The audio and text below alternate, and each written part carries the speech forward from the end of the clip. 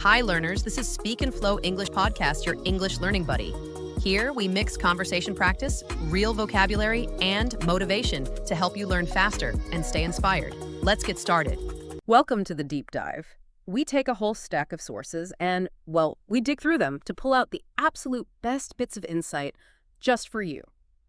Today, we're diving into something we all do every single day, but maybe don't think about too much. The words we use for our daily routine. I mean, you just do these things, right? But the words themselves, wake up, eat breakfast, they can have some really interesting layers we just, gloss over. That's right.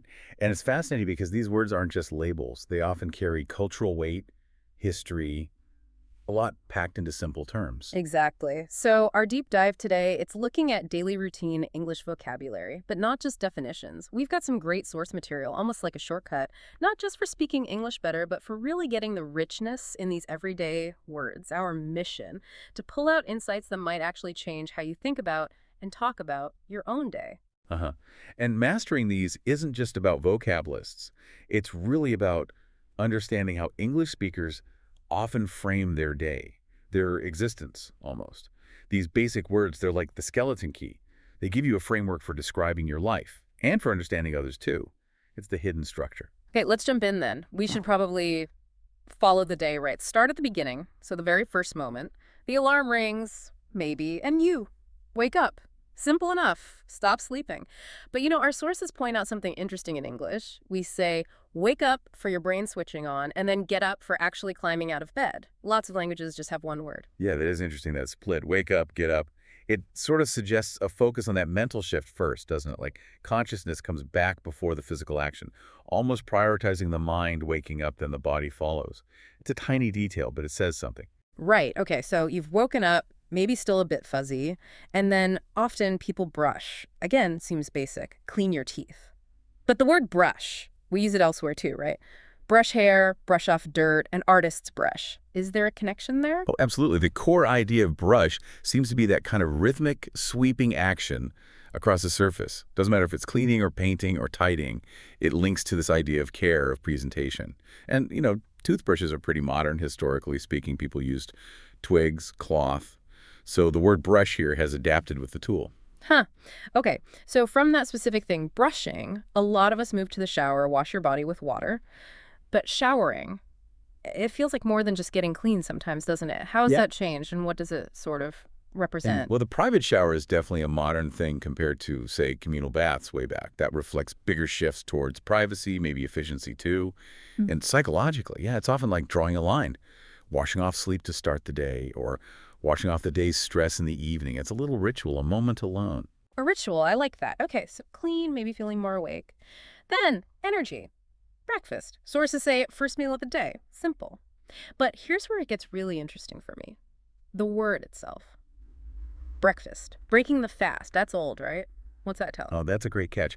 That etymology, breaking the fast from sleeping all night, it's baked right into the word. It really highlights how fundamental that first meal is seen biologically and culturally. We've been fasting. Now we need fuel to, get going. Even if breakfast now is just a quick coffee or a bar for some people, that core idea of breaking the fast is still there in the language. It's deep-rooted. Yeah, fascinating. Okay, fueled up. Now, how do we face the world? We dress, put on clothes, but dressing, it's way more than just covering up, isn't it? It's about who we are, what we're doing that day, negotiating comfort, and what people expect. Totally.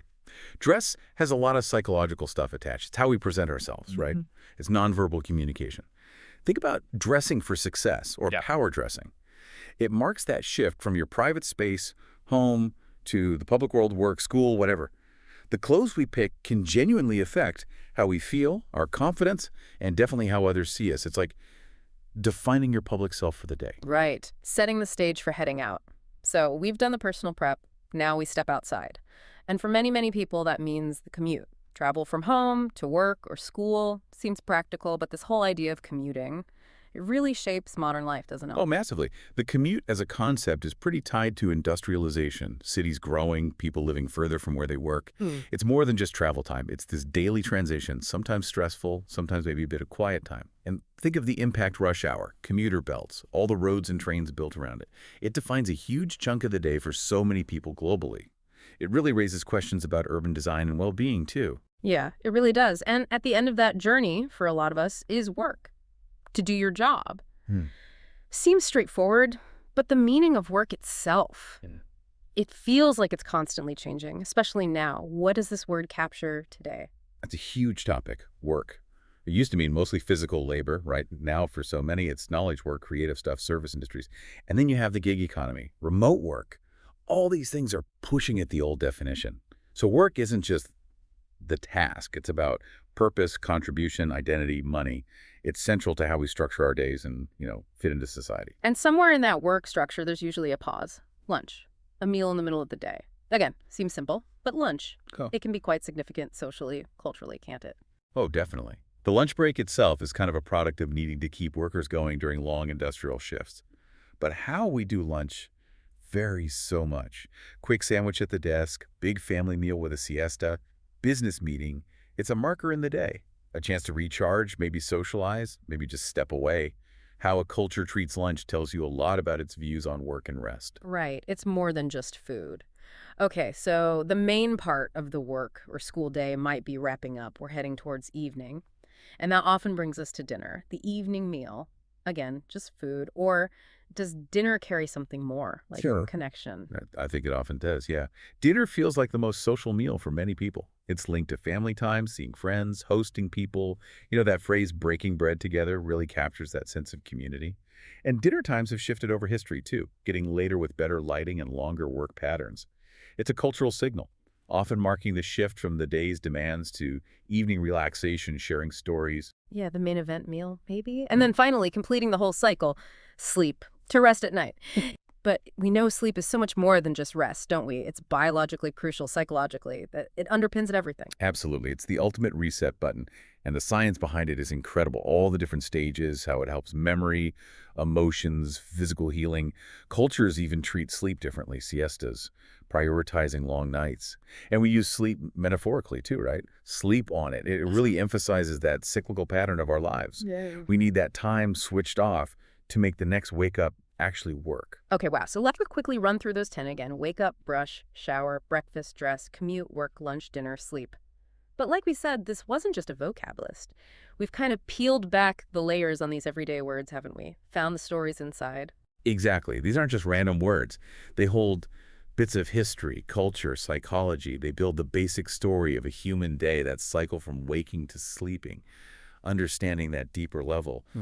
It means you're not just talking about actions, you're plugging into a shared human experience. It allows for, much richer communication. Yeah. So you haven't just learned 10 words here.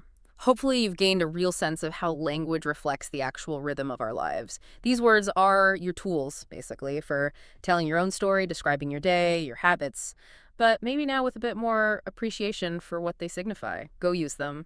Talk about your morning or maybe the cultural side of dinner. Because they are more than descriptions. They're entry points. They let us connect with people, share who we are, understand different ways of life, just by talking about, how we spend our day. It's the gateway to feeling confident talking about your life, really, knowing there's depth even in the simple stuff. So here's something to think about for tomorrow. As you go through your own routine, notice which of these 10 words pop up. You'll definitely use some. But also, think about one small detail, maybe a word you use for something specific in your routine that isn't on this list. Could that little word open up a whole new conversation about your unique day? Just notice how these building blocks make up so much of our lives and our chats. There's always more under the surface. Right, that's our deep dive for today. Thanks so much for joining us. Yeah, thanks everyone. We'll catch you next time.